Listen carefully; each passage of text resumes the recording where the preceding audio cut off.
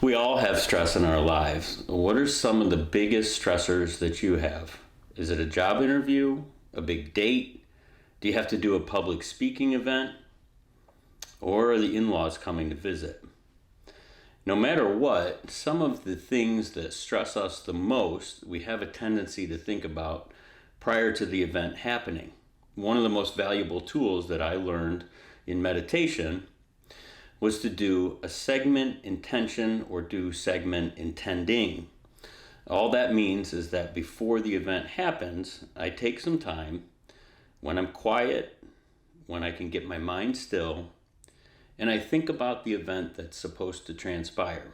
Whatever it is that is most stressful about that event, I take it away. I make it play out in my head in a completely different way, in the way that I would like it to go. I think most of the time we go into these situations with our mind made up, that things are going to be bad, they're not going to go over well, the girl or the guy isn't going to like us, we aren't going to get the job, or we're going to fumble when we have to do a public speaking event. By doing segment intending and thinking of things prior to the time of the meeting, thinking about the way that you want them to go, you will find out that when those things transpire, you're going to have a completely different outcome. I can't say that it's 100% effective, but I would say that in my life, it works 90+% of the time. And like anything, it takes some practice, but segment intending is one of the most powerful tools that you can use to make immediate changes in your life.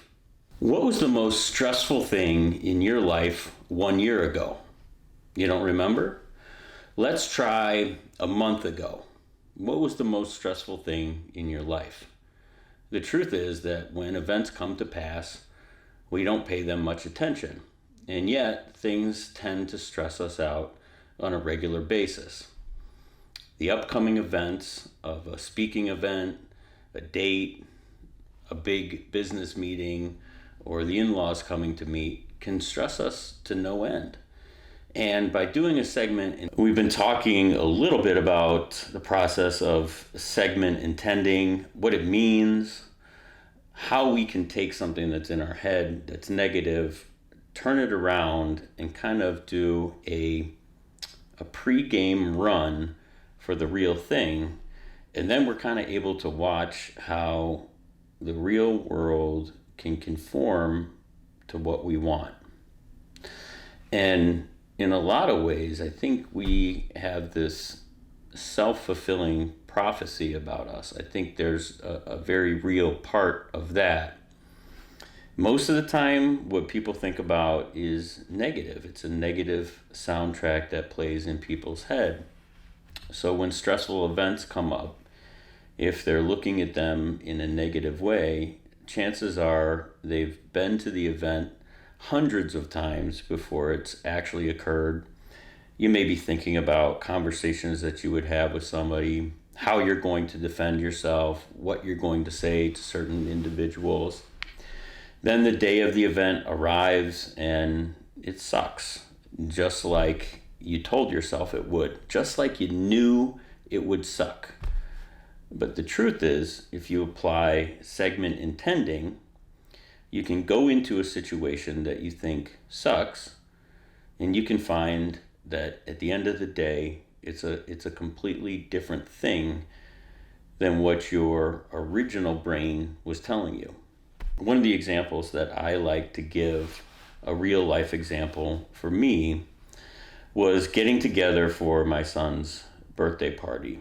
And it was after a divorce, and all parties were going to be coming to this all-important fourth birthday for a little boy that everybody loves.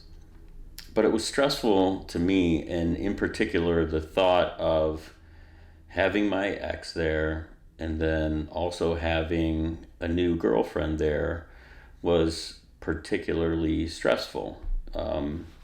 At the time, she had just moved into the house, and so having the same house where I cohabitated with my ex and then had my girlfriend now living with me, the idea of everybody interacting really had me stressed out. And I played that thing 6 ways to Sunday, all the bad things that could happen, from women pulling each other's hair to somebody getting thrown into a little pond we have in the backyard.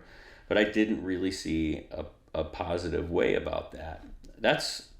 That's where this meditation stuff, that's where this thinking stuff, the self-appraisal stuff, the evaluation really comes into play. And I was able to tell myself before the event, hang on.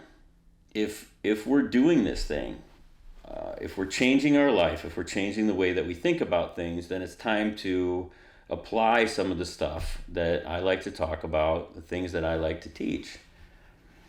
So I used some segment intending on it.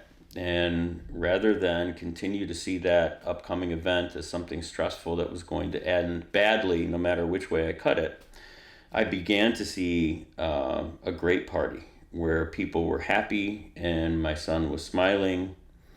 I saw a birthday cake. I saw people singing to him.